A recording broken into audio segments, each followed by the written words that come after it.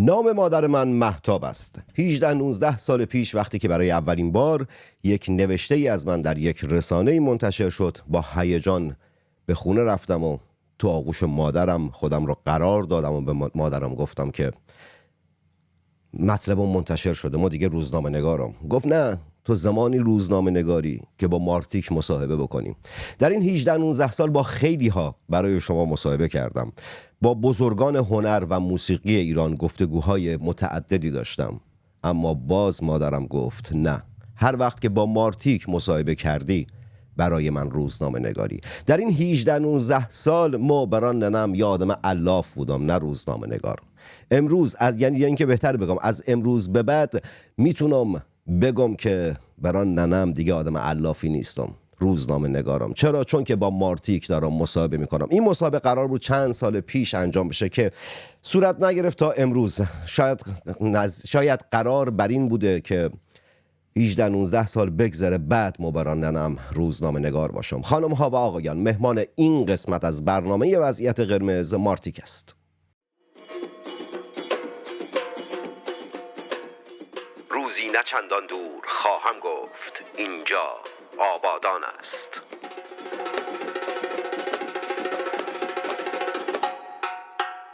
مارتیک، اصولا در برنامه من سلام و احوالپرسی یا اینجور چیزها نیست، اما به این خاطر که نه میتونم اپس ننم بر بیام، نه میتونم جوابگوی آبادانیا باشم، چون که آبادانیا شدیداً روی تو حساسن و تعصب نسبت به دارن. واژه تعصب خودم دوست ندارم، ولی خود تعصب دارن به دیگه، حساسن رو تو اینا. آقا هر کاری دوست داری، سلامی میخوای بکنی، هر چیزی میخوای بگی بگو تا برم سراغ مصاحبم. رفتی تو لهجه خوزستانی و آبادانی، خب منم چیز کردی، منم بده کردی. اگه بدی به این حاضرم تا آخر عمرم بد باشم. آقا مارتیک، همه کسانی که اصلا یعنی جنوبی نبودن، من در قربون همتون برم، سلام عرض میکنم، درود فراوان به همه بچه های ناب آبادان، نمیدونم دیگه، اهواز، اندیمشک، مسجد سلیمان، بوشهر، بندر عباس، همتون خیلی خیلی دوستتون دارم و یک دنیا تشکر که بالاخره این محمد جان ما رو وصل کرد به شما. و در ضمن بگم یک دنیا تشکر از مادر عزیزت مهتاب خانم که باعث شد تو بالاخره روزنامه نگار شدی، برای که داری با ما مصاحبه میکنی. ای قربونتون برم. ما قربون تو برام. تو چرا بای جونیم. مارتیک، اونایی که اصلا جنوبی نبودن، خوزستانی نبودن، در حوزه موسیقی بندری یعنی پاپ بندری کار کردن، تویی که آبادانی بودی چرا هیچ وقت به سراغ موسیقی پاپ بندری نرفتی؟ برای اینکه صدام به آهنگ بندری نمیخوره. خوندم ولی همه، یعنی هر کی که شنوندهایی که میشنویدن میگفتن اصلا صدات به آهنگ بندری نمیخوره. متاسفانه اینی که آهنگ بندری نخونم ولی متولد اونجام، ولی صدام مثل که تعلق به جای دیگه داره، نمیدونم کجاست. آخه جدمونم لور بودن، لرستان، چهارمحال بختیاری. یعنی چارلنگ هفلنگ؟ چهارمحال بختیاری من که اونجا نبودم، ولی 4 سالم بود رفتم به یکی از این دهات اونجا، ولی پدر مادرم مال چهارمحال بختیاری هن. بعد 2 خواهرام تو اهواز به دنیا آمدن. در ضمن بابام اولین کسی بود که برق اهواز رو کشیده. اون موقع اسم اهواز بوده ناصریه. بابام برق اهواز رو کشیده. بعد من و برادرم آبادان به دنیا آمدیم. بعد که بابام با خواهرام اومدن آبادان، من آبادان به دنیا آمدم، توی فرح آباد. اونجا یادم نیست فرح آباد اصلا، من اینکه خب بچه بودم. ولی از 5 سالم بود، 4-5 سالم بود، اومدیم بهمنشیر.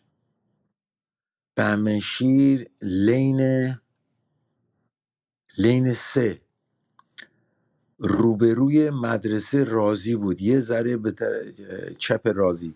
آره اونجا بودم. بعد اونجا هم اومدیم پارکریا که میگن سیکلین. سیک همون هندی هایی بودن، اون موقع هندی بود، حالا شنیدم چینی بودن، حالا نمیدونم الان کی هست، ولی در هر حال اون موقع هندی ها بودن.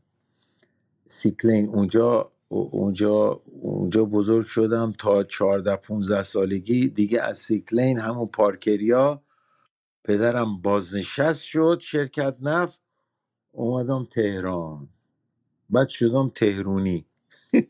ولی خب یه آبادانی همیشه یه آبادانی مرا، بچه ها سیکلن، پرچم بچه ها سیکلن، بچه ها فرآباد، کلا پرچم بچه ها آبادان بالاست. او چینویی هم او سیکلن بودن تا جایی که من اطلاع دارم، هرچند سنم از شما خیلی کوچیک‌تر و خیلی کمتره. شما کوچیک تک تک، نه فقط مارتیک، کوچیک تک تک همشهریام هستم، جونمو براتون میدم. درست دنیا برا ما یعنی ننم، ولی خب شما بدون، یعنی ننم بدون شما و شما بدون ننم برام اصلا فایده نداره. جهان آقا در حوزه موسیقی پاپ خب یکی از تاثیرگذاران بود، یکی از کسانی بوده که کارهای خیلی ماندگار و بزرگی کردی.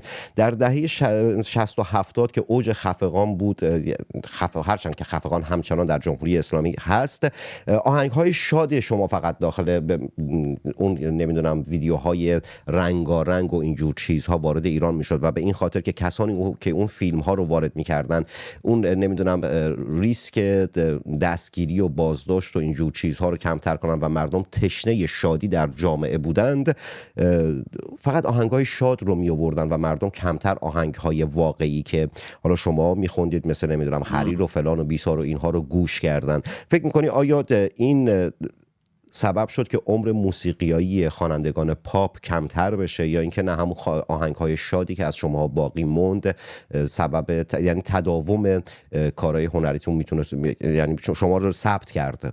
چون خیلی مثلا با آهنگ بهار، با آهنگ مهتاب خانم، با خیلی از آهنگ‌ها خب خاطرات خیلی زیادی دارن، در حالی که مثلا کارهای عظیم دیگری که در حوزه موسیقی پاپ و شدیداً جدی هستند انجام داده اصلا داخل این کارها خلاصه نمیشه. آره خب برای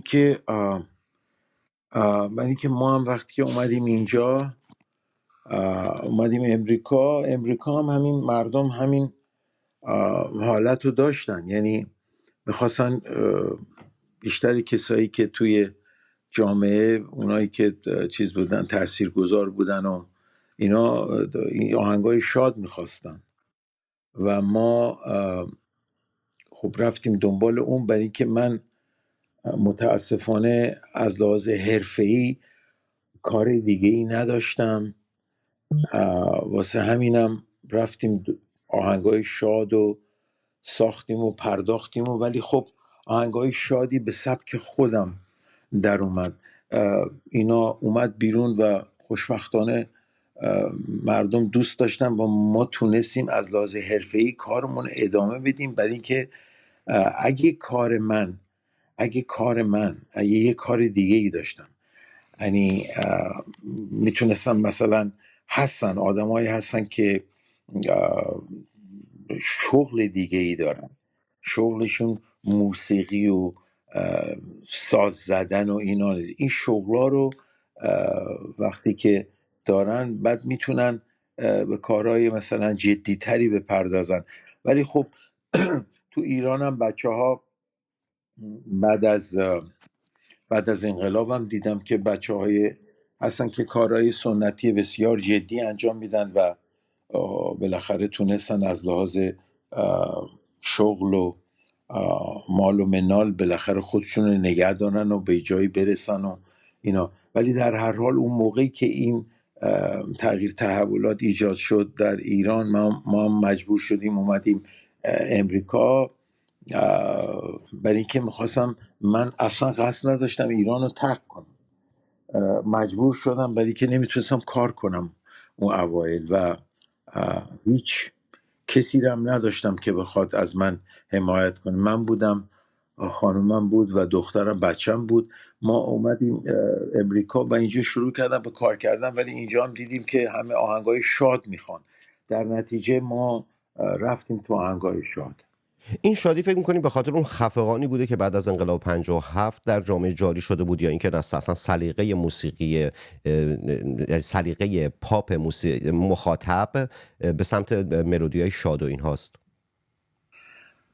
نه، این ببینین نمیتونیم، من فکر نمیکنم اینا رو بتونیم جدا کنیم از هم دیگه، برای اینکه هم آهنگ شاد و هم آهنگ مثلا حالا غم انگیز یا مثلا یه آهنگ آروم عاشقونه هم که شاد نیست. من بهترین آهنگم شماره اول آهنگم ماه در میاد که چی میشه، این آهنگ آرومه،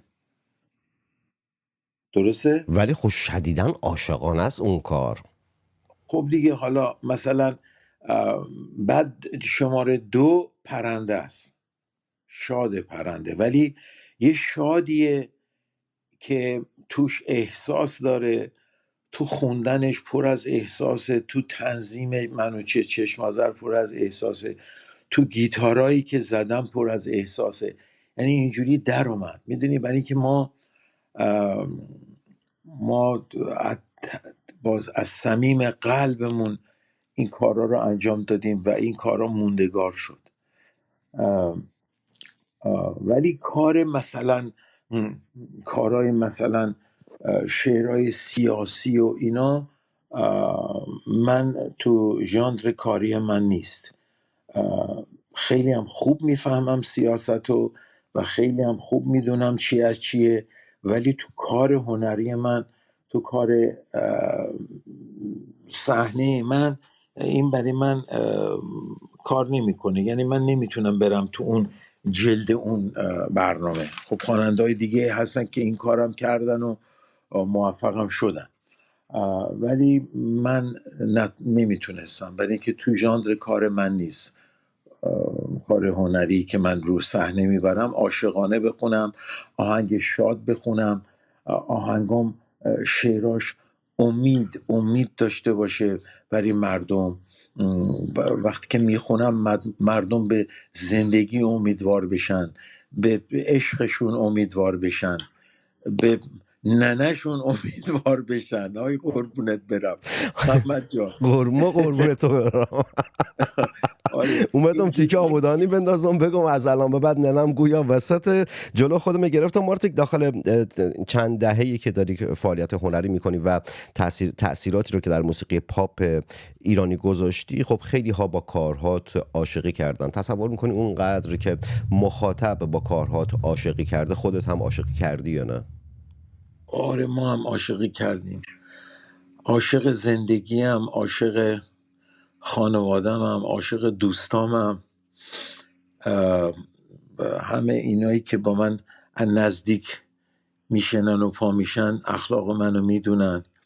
من خیلی خیلی بیشیله پیله و بدون حاشیه و اینجوری ادامه میدم و این همین عشقه که اینجوری منو میبره جلو. من تو آبادان 5 سالگی یک تصادف خیلی بدی داشتم. یعنی افتادم زیر موتور بابام. ما خیلی خیلی شیطون بودم و یک ناو هواپیما نه هواپیما نه ناو جنگی، همون از زمان جنگ جهانی دوم بوده بود، بزرگترین ناو جنگی چیز جهانی دوم امریکایی بود، اومده بود لنگر انداخته بود آبادان. این بچه ها رو می بردن اونجا، عیدم بود، بچه ها رو می بردن اونجا، می رفتن تو این ناو جنگی نگاه می کردیم. ولی اون دفعه شو که داشتیم می رفتیم، ما یهویی متوجه شدم که این ناو جدا شد و داره دور میشه. از بس چیز بودم، حتما ADD داشتم، میدونی یه مرضیه ADD، شاید ADD داشتم، شاید هم کنجکاوی بوده. از اون بهش میگن ساید کار، یعنی اون یه جعبه ای بود که درست بغل اون موتور سوار که موتور میرو این جعبه هم اونجا بود. بابام نه که تو کار برق بود، با همین چیز جعبه ما رو گذاشت تو جعبه. من بودم، دختر خالم بود و یه پسر 3 ساله، دختر خالم 4 سالش بود، ما تقریبا 5 سال، او پسرم 3 سالش. ما از اون جعبه پریدم بیرون. 2-3 بار این کار رو خواستم بکنم، بابام برمیگشت عقب، داد میزد سرم بشین سر جات. ولی که موتور یواش کرد و تر تر تر تر تر تر میرفتیم به طرف او کشتیه که بریم، ولی کشتیه داشت میرفت. بابا میخواستم بپرم بودم دنبال کشتی. بعد سرم رفت زیر تایر همون موتور و تو تمام او درست پشت خیابون باشگاه نفت اونجا بودیم. انکس هم اون روبروش بود. اونجا افتادم، اونجا سرم و کشون. بابام وقتی که برگشت دید صدای از ما نیست و برگشت دید که من نیستم، موتور وایساد، ولی تمام خیابون خونالود. ما رو بردن بیمارستان. اونجا 1 ماه من نگه داشتن، 22 تا بخیه خورد سرم و میگفتن این خونریزی کرده ولی خون نرفته تو مغزش و نمیدونستن چرا، و تا حالا هم الکی دارم زندگی میکنم.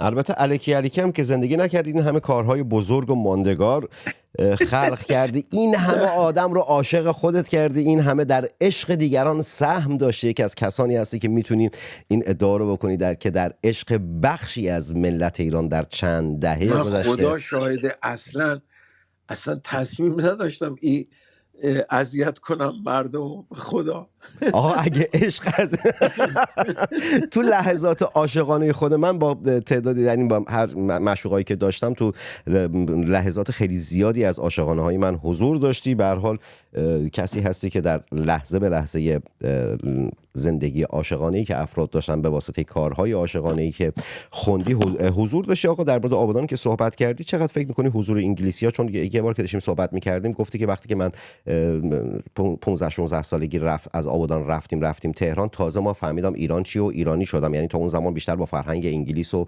اینجور چیزها آشنا بودی و اینها. چقدر فکر می‌کنی حضور انگلیسی‌ها در آبادان سبب شد که در حوزه موسیقی به این سمت بیای و اصلا چه نقشی داشتند؟ ببین، همون به خاطر اینکه موسیقی غربی چون بسیار بسیار بسیار بسیار قویه از لحاظ هارمونی. ما تو آهنگای ایرانی، سنتی ایرانی، یا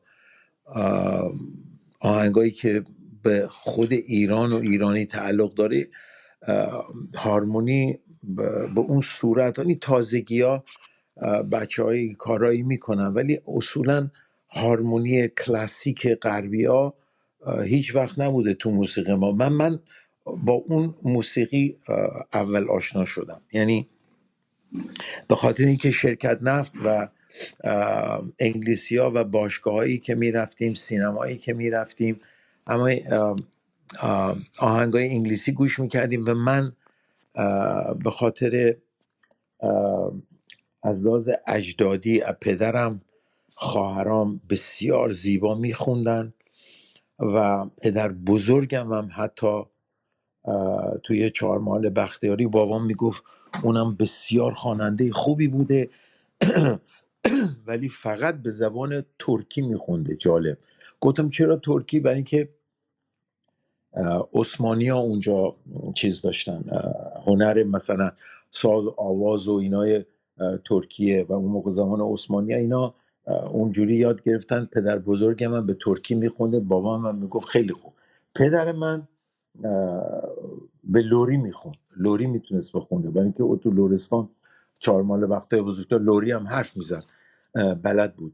ولی ما خانوادگی چیز هستیم، ارمنی هستیم. یعنی خب ارمنی هم یه قومیه که کتابی نوشته شده بود 8000 سال تاریخ ارمنستان و ایران، و در ضمن نزدیک 800 سالم ارمنستان جزئی از ایران بوده. ما جدا نشدنی هستیم از همدیگه. در هر حال انگلیسی ها بسیار چیز گذاشتن، تاثیر گذاشتن. ارکسترهای جاز تشکیل میشد، بچه های ایرانی جاز میزدن. معلم من جاز پلیر بود، گیتاریست جاز بود، اسمش هم بود آقای یعقوب بزله. بسیار از برمه اومده بود، از برمه اومده بود آبادان و دیانتی بود، ساکسیفون میزد که بسیار عالی بود. یه آقای دیگه هم بود به اسم آقای آرام آوانسیان بود اسمش، اونم پیانیست جاز بود. و اینا ارکستر داشتن، ارکستر جاز داشتن. حتی اون موقعی که اینا میخوندن من هنوز بچه بودم، میزدن.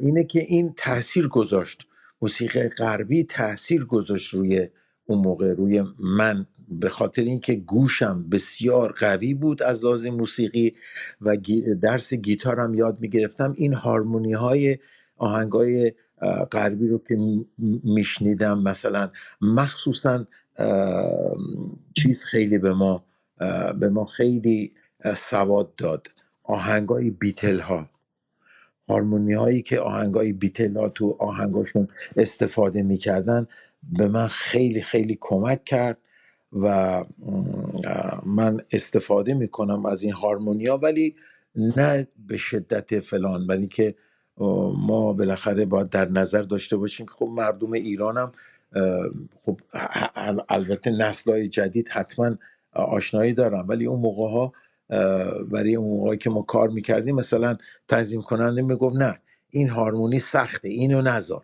اون یکی رو بذاریم، اینو بذاریم، مثلا از این چیزا. در هر حال بله تاثیر گذاشتن بسیار زیاد غربیا رو ما.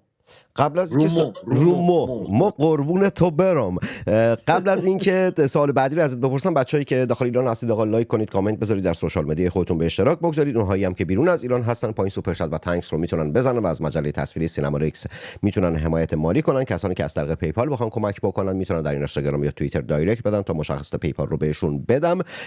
دو تا سوال دیگه بیشتر ازت ندارم، نمیخوام اذیتت بکنم، روز تعطیلت هم هست. آقا در 45 سال گذشته جمهوری اسلامی صدای زن رو از موسیقی ایران حذف کرده. حذف شدن صدای زن چه لطمه‌ای به موسیقی ایران میتونه بزنه و یا زده؟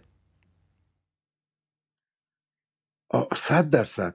من نمیدونم واقعا چرا باید این، مثلا چرا باید صدای زن قدغن باشه. یعنی برای من خواهرام میخوندن، اصلا ما بچگی خواهرام میخوندن تو خونه، البته اون موقع چیز نبودن. چرا خواهر بزرگم فعالیت داشت، هم تو تئاتر فعالیت داشت، بسیار بسیار بازیگر قوی بود. تئاترایی هم که اجرا میکردیم، یه مدرسه‌ای بود به اسم مدرسه ادب آبادان، اونجا تئاتر بازی میکردن، اونجا کنسرت میدادیم، اونجا ساز میزدیم، خواهرام میخوندن، خانوما میخوندن. نمیدونم الان چرا مثلا نباید اینا بچه ها بخونن، این زنان چرا نباید بخونن؟ این برای من سوال برانگیزه. حالا واقعا نمیدونم، شما میتونی با ما بگی چرا نمیذارن خانوما بخونن؟ والا میتونم بگم، ولی خب بعدش باید بوق بذارم، احتمال داره بچه زیر 18 سال پای برنامه نشسته باشه. در نتیجه خب به هر حال در 45 سال گذشته کاری که جمهوری اسلامی کرد به باور من با قدرت بخشیدن به مخصوصا در 2 دهه اول موسیقی، در 2 دهه اول موسیقی با بها دادن به موسیقی سنتی، به این خاطر که در موسیقی سنتی بحث عرفان و تکیه بر اشعار کلاسیک بود و در اشعار کلاسیک باز تولید اسلام و فرهنگ شیعه هست.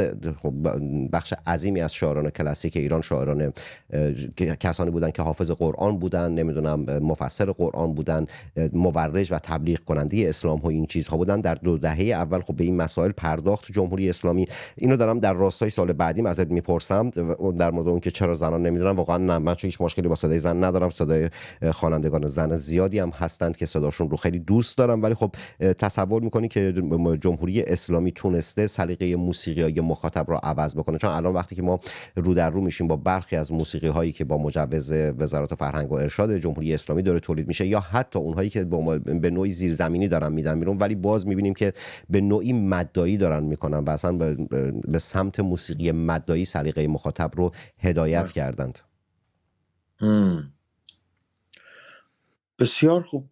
ولی خواننده البته موسیقی سنتی هم خیلی رشد کرد تو همین تو این 45 ساله و من خودم هم خیلی لذت میبرم از موسیقی سنتی خوب، یعنی خواننده خوب باشه، سازا کوک باشه و همه بسیار با هم دیگه هم نوازی میکنن. من بسیار لذت میبرم و کنسرتاشون هم در لس آنجلس همیشه رفتم و بودم.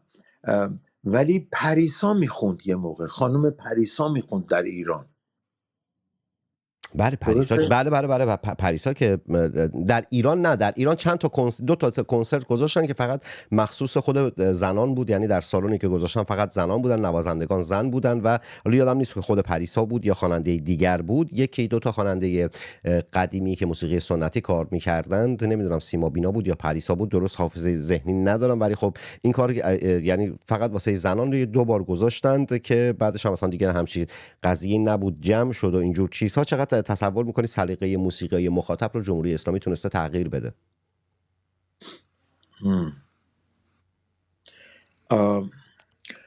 پس بوده فقط برای خانوما گفتی میخوندن؟ بله یکی دو تا کنسرت بوده که گویا واسه خانوما بودن. یکی دو سال پیش هم اینجوری که من شنیدم و در اخبار خوندم، گویا باز مثلا یه کنسرتی گذاشته بودن که واسه خانم ها بوده، ولی مطمئن نیستم یکی دو سال پیشه، ولی در چند دهه گذشته یک یا دو تا کنسرت بوده که فقط مختص خانم ها بوده، نوازندگان همه زن بودن، تماشاچیان همه زن بودن و همین. اوکی، خیلی خوب. الان سوال بعدیمو بپرسم. چقدر فکر میکنی که جمهوری اسلامی تونسته سلیقه موسیقیای مخاطب رو عوض بکنه و به سمت مداحی و اینها هدایت بکنه؟ در هر حال بچه‌هایی که تو این سبکا به اصطلاح پاپه، ولی به قول شما اون زیربنا مداحیه، حتی توی لس آنجلس هم کار میکنه. مارتیک جان صدات قطع شد برای یه لحظه، تا اونجایی که گفتی که در لس آنجلس هم کار میکنم، بعدش صدات قطع شد. آره ببینین، شما میگین که سبک مداحی بوده، درسته. بچه‌هایی هم که پاپ میخونن، این ته صداشون، ته لهجه‌شون اون هست و این خیلی خیلی دوست دارن مردم تو لس آنجلس. خب چرا مثلا از موسیقیای شما، مثلا از صدای شما، ابی، داریوش، سیاوش قمیشی، گوگوش و اینا، سلیقه موسیقایی که اصلا سمت این نبوده، چطور آیا این فکر اونم دوست دارن چیز نیست، چی میگن، تعصب ندارن که حتما باید این باشه، حتما باید اون باشه. هرچی که به دل مردم میشینه. در هر حال این حتی ما حتی یه چیز جالب بگم، شما تا حالا توی کلیسای مثلا مسیحی، مثلا ارمنی، اگه بری اونجا، اونا اون کشیشه یا اون کمک کشیشه رو نمیدونم چی میگن به فارسی، اینا وقتی که میخونن ملودی ها و اون حالت هایی که میخونن کاملا مداحیه. درسته.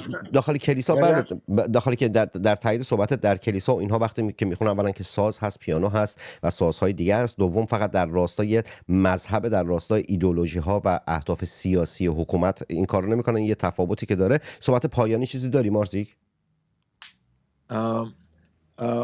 من اولا خیلی آخه این گفتگومون خب رفت به طرف خیلی جدیتر.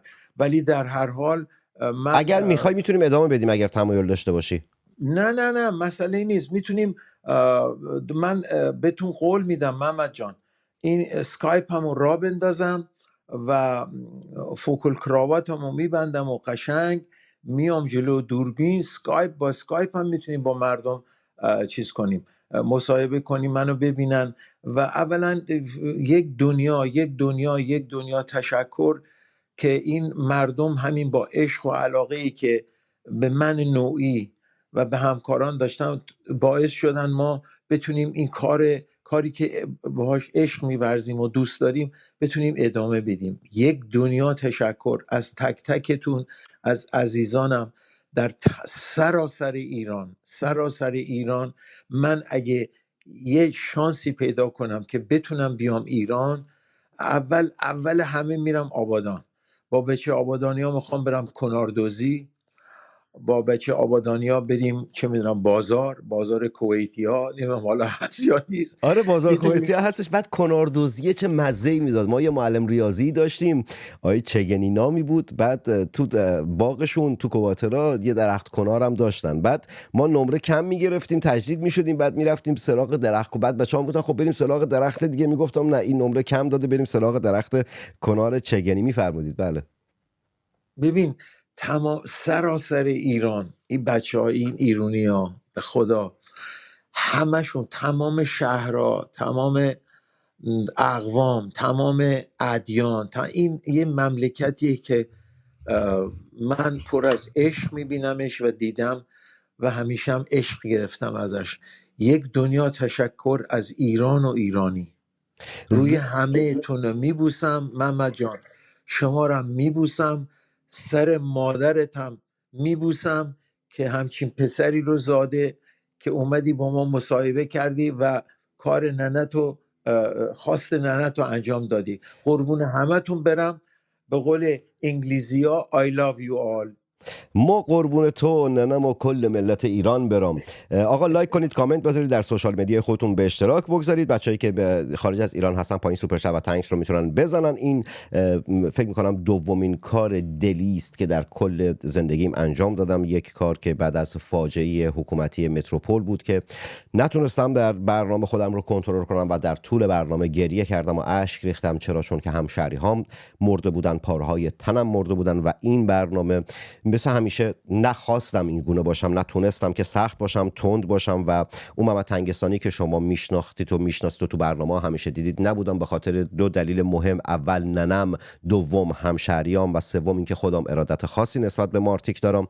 و در پایان فقط میتونم بگم که مهتاب خانم بد جوری دلتنگ تو هم، تو رو خدا امشب دیگه هر جوری هست ولی دیدنم بیا. آره واقعا ببینم ننهو کجاست؟ ننم آبادانه، ننم آقام، تمام تک و طایفه ما آبادانن و آبادان خواهند موند. اگه من برسم آبادان اولا فصلی میخوام برم که او رطبشو بخورم. آخه رطب بری هیچ جا رطبش اون مزه رو نمیده، هیچ جا. کنار، رطب و همه شهرهای آبادان ایران رو میخوام برم اگه بتونم، همه جا. برای که میدونم همه جا یه 100 نفری هستن که منو دوست دارن، خیلی بیشتر از این چیزها تو رو دوست دارن مارتیک. مهتاب خانم بد جوری دلتنگ تو هم، تو رو خدا امشب دیگه هر جوری هست برای مهتاب خانم بد جوری دلتنگ تو هم، تو رو خدا امشب دیگه هر جوری هست برای دیدنم بیا. ملت شریف ایران دیگه هیچی نمیتونم بگم. ملت شریف ایران، مرواتون به همه روزه. ملت شریف ایران بی قضا بلا باشید. ملت شریف ایران درد و بلاتون به جون خودم بخوره. جنگ زده تک تک شما محمد تنگستانی هستم، شاعر و روزنامه نویسی که به زودی زود در شهر خودش آبادان و کشور خودش ایران برای شما برنامه خواهد ساخت و در ابتدای هر برنامه خواهد گفت اینجا آبادان است. علامتی که همتون میشنوید اعلام خطر یا وضعیت قرمز و معنی و مفهوم آن این است که حمله هوایی انجام خواهد شد. محل کار خود را ترک و به پناهگاه بروید.